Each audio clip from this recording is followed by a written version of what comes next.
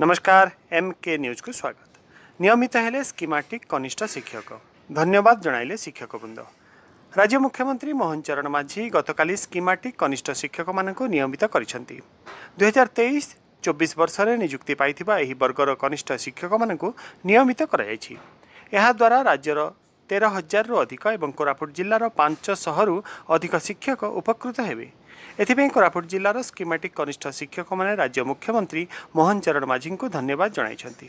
एथिसह school और गणशिक्षा मंत्री नित्यानंद गंड एवं राज्य संघर समस्त कर्मकर्ता को धन्यवाद जणाइछंती। राज्य सरकार स्कीमाटिक कनिष्ठ शिक्षक मानक नियमित करिथिबारु जिला प्राथमिक शिक्षक संघ सभापति दाम कंथपान प्रधानमंत्री नरेंद्र मोदी एवं मुख्यमंत्री मोहन चरण माझी को धन्यवाद जणाइछंती।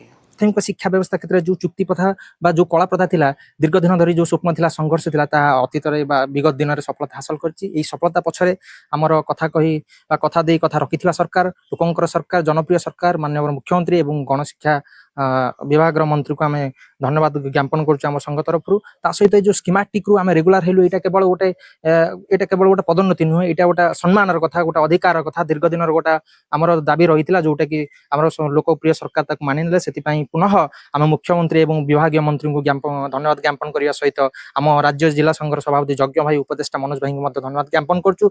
तत्सहित आमर ये जिला संघर सभापति एवं जिला नेतृवृंदगण वरिष्ठ शिक्षक शिक्षयित्री मान आशीर्वाद रही समस्त मानकर एक को लेकिन आम दाबी हासिल कर समस्त को शुभेच्छा और अभिनंदन।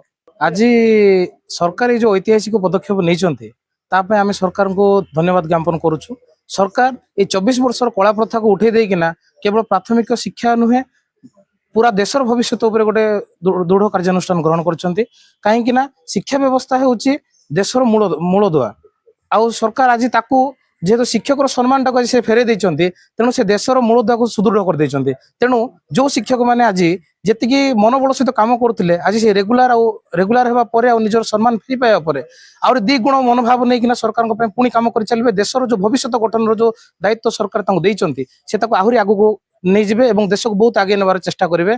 तेणु माननीय मुख्यमंत्री गणशिक्षा मंत्री एवं आमर प्रधानमंत्री को मु बहुत बहुत धन्यवाद जनाऊँ। नमस्कार। निश्चित भाव में गोटे स्वागत योग्य पदक्षेप आउ माननीय मुख्यमंत्री श्रीयुक्त मोहन चरण माझी को अशेष अशेष धन्यवाद। शिक्षक मान समस्या को सहृदय सहित विचार करटा आमर दाबी थिला शिक्षक जूनियर टीचर मान को खूब शीघ्र रेगुलार कर परिवार पाई जो फाइनेंशियल बार्डन थिला ताकू उठाई आउ थे मुझे अशेष अशेष धन्यवाद ज्ञापन करुच्ची। देशर प्रधानमंत्री को कृतज्ञ जनाऊँगी जे आम देशर विकास से सहृदय विचार कर अशेष प्रयास जारी रखते।